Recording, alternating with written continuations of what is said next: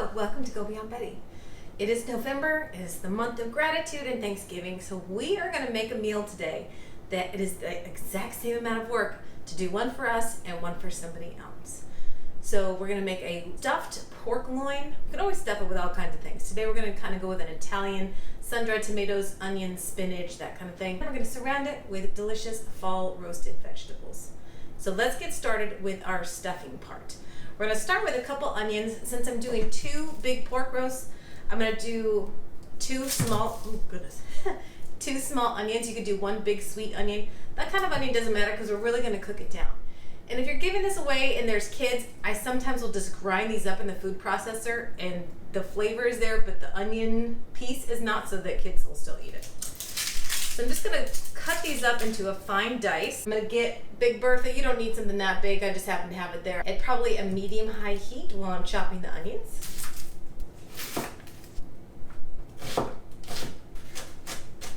So once all your onions are chopped up, put in just a little bit of oil, maybe 2 tablespoons tops. In they go. All right, the next thing we need to chop is just a couple cloves of garlic. These are kind of big, so I'm just using 2. But if you like garlic, use as much as you want. It really is going to cook down, so it's not going to be super bitey and powerful. I always like to get the onions cooking first. I like them to cook down quite a bit before I start adding garlic, because you definitely don't want your garlic to burn or get brown. You just kind of want it to sweat. Next thing we're going to add in there, sun-dried tomatoes. You could use fresh tomatoes. This was almost a half a pound and it was $3 at the Asian market. So I'm going to use quite a few of these. So we're just going to give these a nice little shred. All right, we'll give our onions a stir and then we'll incorporate our garlic and tomatoes. So once the onions start to get just a little bit of brown on them, it's time to add the garlic and the sun-dried tomatoes. Give it a good stir. At this point, the garlic is softened up and the sun-dried tomatoes are starting to soften. Now we can put in several handfuls of spinach. I probably have about 8 cups of baby spinach that we're going to let wilt down. This is why I tend to use a big pot. Even though the spinach is going to cook down into almost nothing, it's nice to start with at least some extra space. I tend to salt it while the spinach is still pretty large, because then I feel that it kind of starts to get everywhere. The spinach doesn't take very long, so keep just moving it around the pan until it's about 90% shriveled up. Transfer your mixture back into the bowl that you had the spinach in, just so that it has more time to cool, because you don't want to put a hot mixture inside cold pork. So now that our mixture is cooling for the pork roast, we can start with our fall veg. We're going to use little baby potatoes today. These are the little creamers from Costco. They're multicolored. I have Brussels sprouts in here. We'll trim those up and quarter them. We have some carrots that we're going to peel. Fennel, if you've never roasted fennel. Ooh, this is a good one in here. And a giant delicious sweet potato from a local farm. And I think I'll throw in an onion just for good measure. If I had a squash, I would throw a squash in here. Butternut and delicata are my absolute favorites, and you can keep the skin on, so you don't have to peel everything. The only thing I think I'll peel are the carrots, and that's mostly because my dogs love them. Other than that, everything is keeping its skin on. It's better for you. All right, so when cutting our carrots, the carrot is going to be the most dense in all of these, so you're going to have to cut it the smallest. You can obviously do just giant coins, but I like to do a roll cut, which if you watch this video, I do delicious roasted carrots with a nice roll cut. But what I'm going to do is I'm going to just cut at a 45-degree angle, roll it over maybe 3/4 of the way, and then cut again. But I'm making pretty small cuts because I want them to be bite-sized, and I need them to cook in roughly an hour to an hour and 20 minutes, which means they need to be fairly small. Done with the carrots. Onion, I'm just going to half and then cut into wedges. Fennel is really easy to work with. You don't need any of the green stuff. None of that is edible. Get rid of that. And then you want to cut off the tough bottom as well. And then I scrub the outside, so even though it's not completely perfect, it's still really nice. So I just kind of go down in half, and then you can cut this multiple ways. There is a core in here. It's not that dense. You can totally eat this part. But I kind of like to do, kind of like the onion, maybe some big slivers.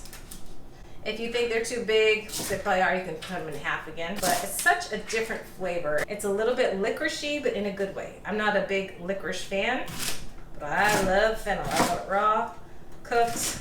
I'm happy with it any way I can get it. Next with our potatoes, sometimes if they're super tiny, I will leave them whole. But for the most part, I think these all need to be halved. Again, we want to make sure that everything cooks at the same rate and time based on its own density. So like I said, that carrot is going to need to be probably the smallest. Potatoes will probably be into halves. A couple of them may be into quarters, but halves for the most part should work. Next we have our Brussels sprouts. So these I tend to just cut the bottom and cut them in half. And I'm fine with these loose, some loose little leaves in there as long as they're nice, and I like them in there. So just cut off that woodsy bottom, cut them in half, throw them in. All right, the last thing I have to add is my big sweet potato. If you don't like skin, then cut it off or peel it, but I think it's wonderful. They are a little tricky to cut, so just find a way to maybe get into thirds, and then you can, my cameraman is home. Thank goodness. Save the day. Quiet on set. So if it's super fibrous, put your hand on top of the knife and use your elbow to really cut it in half because you don't want to cut yourself. All right, we have all of our veggies in here, and now we need to just season them. I just do salt, pepper, olive oil, but I am going to add some fresh herbs. So I do have some rosemary. You could add garlic. You might enjoy this better if it's smaller and super fine, but I think it just adds texture and it's pretty. People don't seem to ever mind, especially when it's been cooked down. You can tear it just a little bit. It's so fresh. Piney in a good way. So a lot of people struggle with seasoning and having enough salt and pepper. So what I do with something like this is I think it's probably about like 4 levels deep. So when I salt, I'm just salting the top, which I think would be 1 layer. But I know that it's about 4-ish levels deep. So I kind of just do the same thing 4 times, give or take. It's not always going to be perfect, but that's why you want to taste things after they're cooked. Quite a few good cracks of pepper. And then any kind of neutral oil. Although if you're a big fan of bacon grease, have that, it'd be delicious. Again, we're cooking with pork tonight, so why not live it up? And then give this a good stir. With your hands, with a spoon. This one, which one I'm going with? Spoon. All right, so now we can just have this sit to the side for a minute. So now we're gonna cut up the whole pork loin. And I've already shown you how to do this, and you can watch this video if you want a refresher. I saved one of the cuts there for a pork roast, but now I wanna give one away, I wanna keep one. So I'm actually just gonna use a new one because I'm gonna do something with the rest of the pork. So I'm gonna take the plastic off, let it drain, rinse off in the sink, and then we're gonna cut probably, about 5-inch cuts to have a nice thick roast. And then the rest will be used for something else. So let me get this cleaned up. Here's the whole loin. It's even bigger when it's out of the packaging. Go with at least a solid inch per person per like regular eater. You really could get, on a large one, you could get 4 whole roasts out of it. This I will cut up later. We need to cut our roast and imagine it unrolling like a yoga mat or a jelly roll. That's what we want, but right now we have a solid block. We can't just cut it in half and try to stuff it. Nothing's gonna stay in there. So we have to cut in and cut down and keep moving the pork. So let me show you how I do it. So we're gonna start kind of at a 45-degree angle. Keep your hand on top to try to balance it.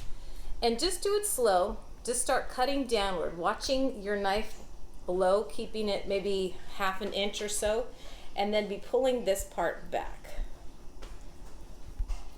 And it's okay if it's not perfect, don't worry. Move this over. Keep it going. So eventually, you'll have something like that that's gonna lay flat. Again, start peeling it back, watching it.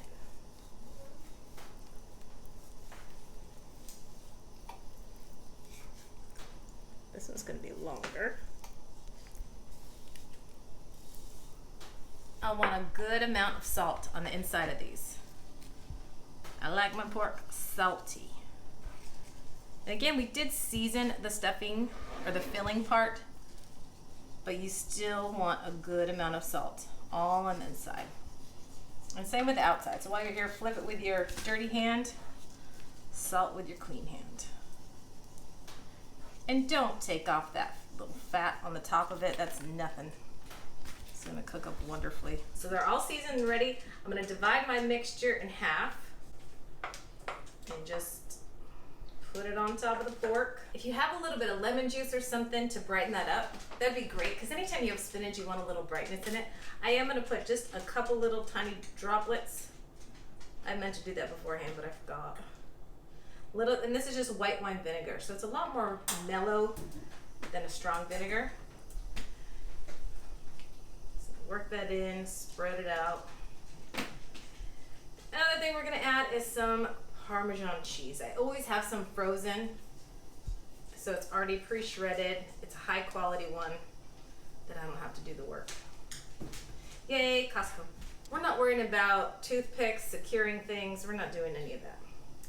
So we're gonna roll it up now. Whichever side you started where that fat cap is, we want that to end up on the top. So I'm gonna roll the opposite way. We have a lot of filling.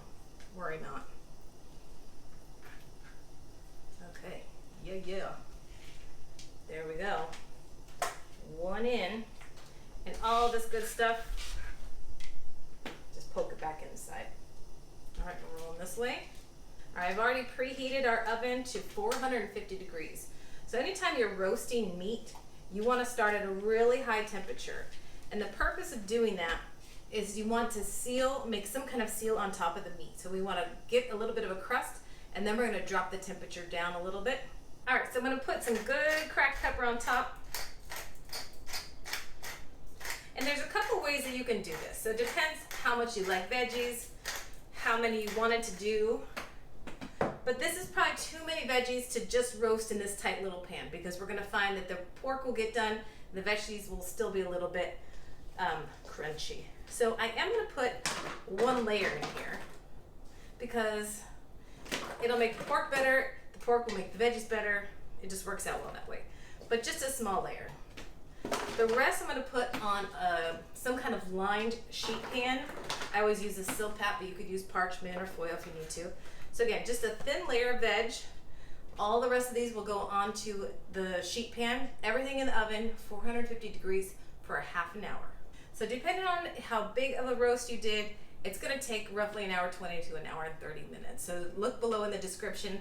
I'll give you exactly what you need to do. So we have everything is cooked. Test your vegetables. Now, one thing I like to do when I'm ready to serve this just needs that little bit of acid. So not a strong one. I use the lightest one I can think of, which is white wine vinegar. So just a little shot, mix it around, and it's just gonna make all those flavors come to life. So now I can put all these vegetables back into the trays, and they're ready to take to our friends. So thank you for joining me at Go Beyond Betty, where you are taking risks in a kitchen. You're making a meal for yourself, you're donating a meal, giving it away to somebody because you are thankful and grateful for them. And that's what we focus on in November. So we'll see you next time. Bye. What do you want people to do? Don't forget to like and subscribe and leave me a comment. Tell me a wonderful meal that's easy to make for yourself and somebody else at the same time. That's your challenge. Everybody's gonna do that. You're on a roll. Pork roll.